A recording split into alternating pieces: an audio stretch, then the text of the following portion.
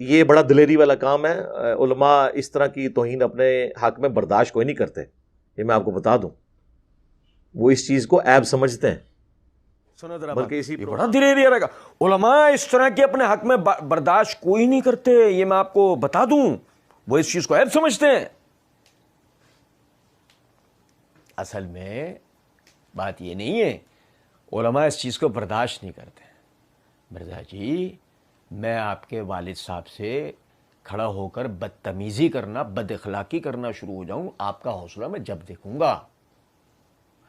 آپ کے اندھے بہرے لنگڑے لولے مقلدین کے سامنے آپ کی جناب کو تار تار کر دوں، حوصلہ آپ کا میں جب دیکھوں گا. آپ کے اساتذہ جن کی آپ اگر عزت کرتے تھے تو میں ان کے متعلق کوئی بد زبانی کروں، حوصلہ میں اس وقت آپ کا جب دیکھوں گا. تو بات ساری یہ ہے کہ جب آپ نے علماء کے لیے یہ بات کہی کہ جی علماء اس طرح کی توہین اپنے حق میں برداشت نہیں کرتے، وہ اس لیے نہیں کرتے باغیرت لوگ ہیں. آپ کی طرح بے غیرت آدمی کوئی نہیں.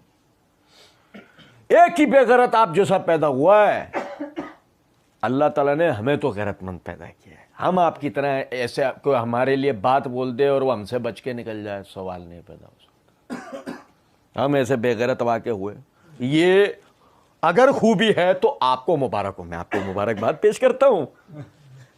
میں آپ کو ایک اور دفعہ مبارکباد پہ، آپ کا بے غیرت ہونا آپ کو مبارک. کہتے